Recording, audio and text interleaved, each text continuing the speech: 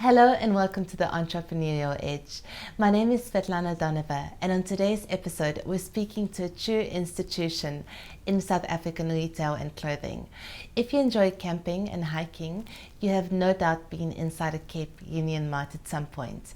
I'm sitting here with Philip Krawitz.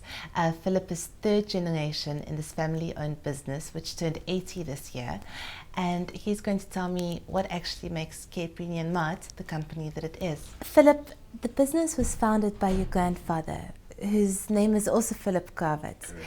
Tell me about that business 80 years ago. Where was it based and what did it sell inside the shop?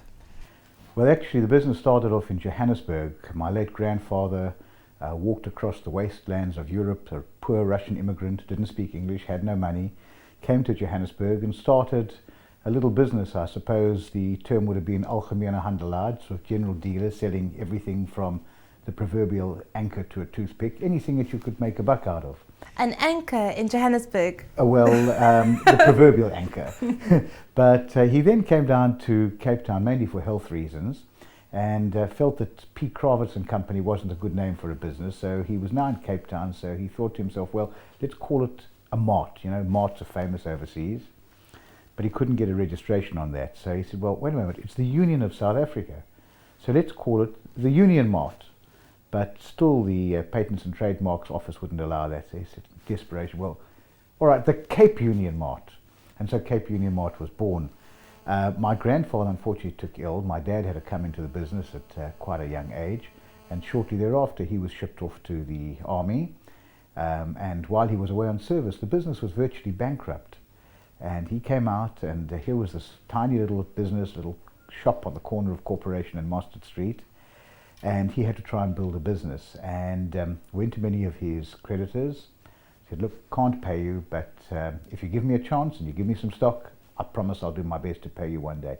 And they gave him that chance, and that was one of the lucky breaks that he had, and a lesson in society today that sometimes you've just got to help a guy in trouble rather than put him into liquidation. And so the business got going. And there it was between two of South Africa's great retail giants of the time, OK Bazaars on the one side, Woolworths on the other. My late dad always used to say perhaps what he should have done was he should have changed the name of the company and called it Main Entrance. But he didn't do that, and he had to find a niche in the market. Now, Plain Street was a very busy street, lots of shops, Adderley Street, beautiful shops. What would bring people to the corner of Corporation and Mustard Street? So he decided, you have to be different. You have to try and do things that other people don't do. And he used his smallness to allow him to bring in perhaps edgy items, different products. That's how the business actually got built. He found that there were lots of South Africans who wanted to travel. It was the middle of summer, boiling hot here, and they were going to European winters. He said, well, maybe we should get our winter goods in summer for people traveling overseas. Lots of the sailors and the fishermen who would come around the Western Cape, the whalers even, he would carry clothing for them, gumboots, Norwegian jerseys, oil skins and things like that. And the difficult to find items like armbands and things that you wouldn't imagine you'd get anywhere else. So he stocked up on the unusual items. That's what actually gave him the original edge in trying to build a business. And of course, he and my late mom were the ones who focused on making it a business where their friendliness and familyness could permeate right through to their customers.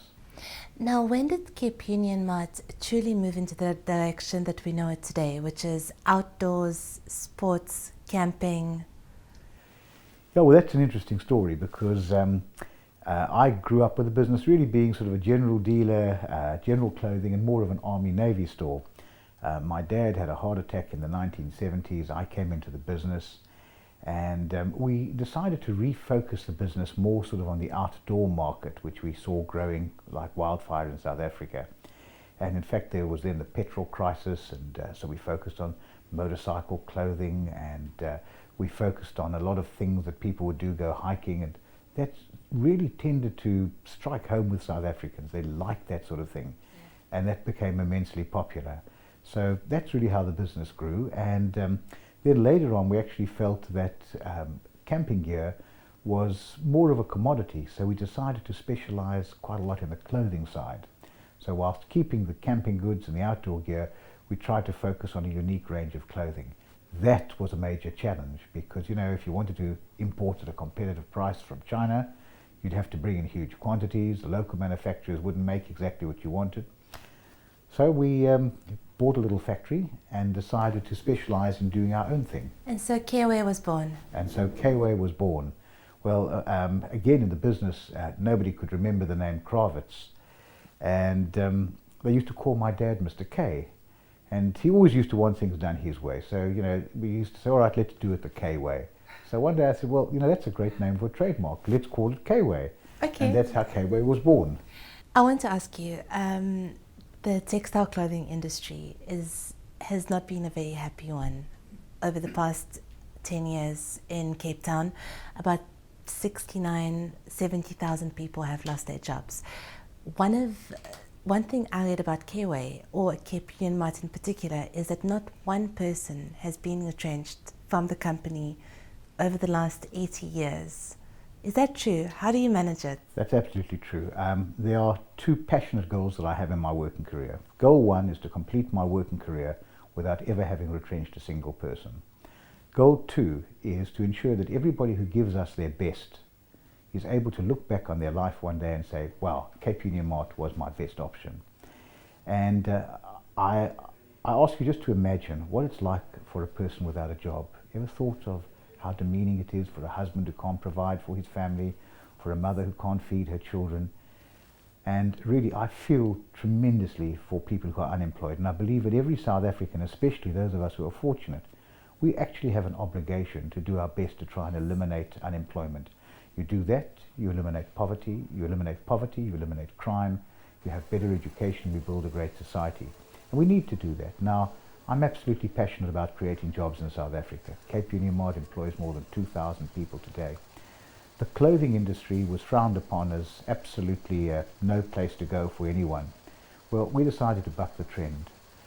We felt that South Africans could do well, and we set ourselves the objective of manufacturing goods which would stand on their own compared to the best anywhere in the world. And we bred that philosophy within our factory. We also went out, and you can't have productivity by beating your workers to death. That's not the way to do it. The way to get productivity is to use your management techniques to manufacture efficiently, to use the latest of the best equipment. You can't compete with workers in China who are working on state-of-the-art equipment if you're working on out-of-date equipment. And for that reason, Kway actually invested heavily in its capacity to produce world-class garments. We won an award, in fact, for the factory making the fastest progress towards global best standard. Kway also won an award for what we call lean manufacture. This is a family-run business through and through. You're third-generation management, and I believe that your daughters are in the business as well. Yes, indeed. Family-run businesses come with their very own unique set of challenges. One of the biggest ones of those is letting go control of this business which your grandfather, your father, and yourself has built up, and letting a virtual stranger take management control. Tell me about that process. I believe that the CEO of the company now, Andre Labuskakny, you have a lot of faith in him, and you employed him when you turned 60, yes? Let me say this to you, that we did one clever thing. I took my daughters, my sons-in-law, we went off to America, we went off to Harvard, and we did a course in family businesses called From Generation to Generation.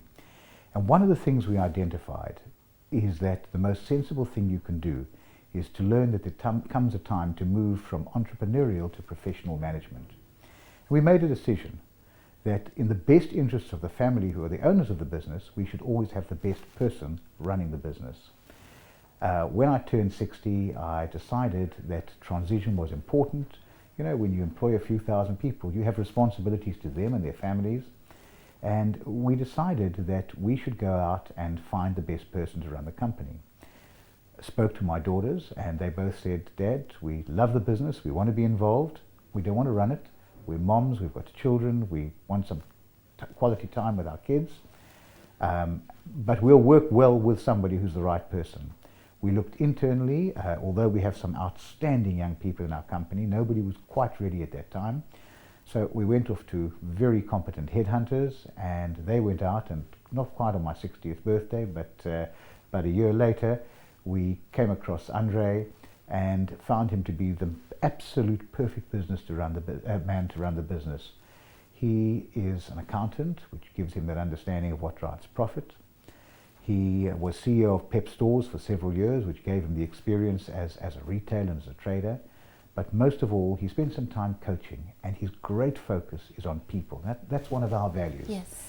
And because of his close alignment with our family values, he has proved to be an unqualified success. The staff, the people love him. The company is performing fantastically. I want to ask you, in the context of this family-owned business, what has been the most difficult decision you have had to make? Well, I suppose the most difficult decision that I've had to make is whether to keep the business or sell the business. We have many offers regularly to list the business, sell out. And our family has actually decided that we love it being a family business. It's always our extra guest at the Friday night dinner table. It keeps us together, gives us a common interest, and we have a lot of fun together. So the most difficult decision has been, do we list, do we sell out, or do we paddle our own canoe? And that's what we've always decided to do. We want to run this business ourselves. Our family loves it. Tell me about this Friday night dinners at your house. Is it, does Cape Union Mart ever leave the house, or is it a constant topic of conversation? Do you guys ever get time off, or do you live and breathe this business? Well, I have to tell you, I have 3 wonderful daughters, and they're pretty powerful individuals in their own right, and they make sure that we limit the time and spend a lot of quality time not discussing the business. So, whereas we might sit down and chat about it just before or just after, or my wife will come in and tell us that she thinks we should be catering for her age group as well at poetry. We'll always have that discussion informally, but the strict business issues we try and do within business hours. But you never stop looking. We'll talk about what we're seeing around the world in terms of fashions and trends. We'll talk about opportunities. We'll certainly celebrate good news. And we don't want it to intrude on our lives. You've got to have a separate life. Let me tell you, when my grandchildren walk into my office, doesn't matter what meeting I have on the go, the meeting ends. That's important. I had my twin grandsons of about 14 months last week fighting over my chairman's chair in the office. That was wonderful to watch. You've got to enjoy your children, you've got to enjoy your grandchildren, you've got to celebrate life. And more importantly, those of us who've been fortunate enough to have good lives must realize we have a greater responsibility to put back into society. And I'm delighted that my children share my view on philanthropy, how important it is to put back. I don't think we're ever going to be remembered for the businesses that we built. We're going to be remembered for what we put back into society. There's an old African adage which says, he who covets all loses all. And I believe that life is about sharing and putting back. And we want to be part of that greater South Africa. We love this country with a passion. Sure, we'll criticize whatever we see is wrong. That's our democratic right, and we should and will speak up. But we love this country. We have great faith in it, and we want to put something back into making this country the greatest country in the world.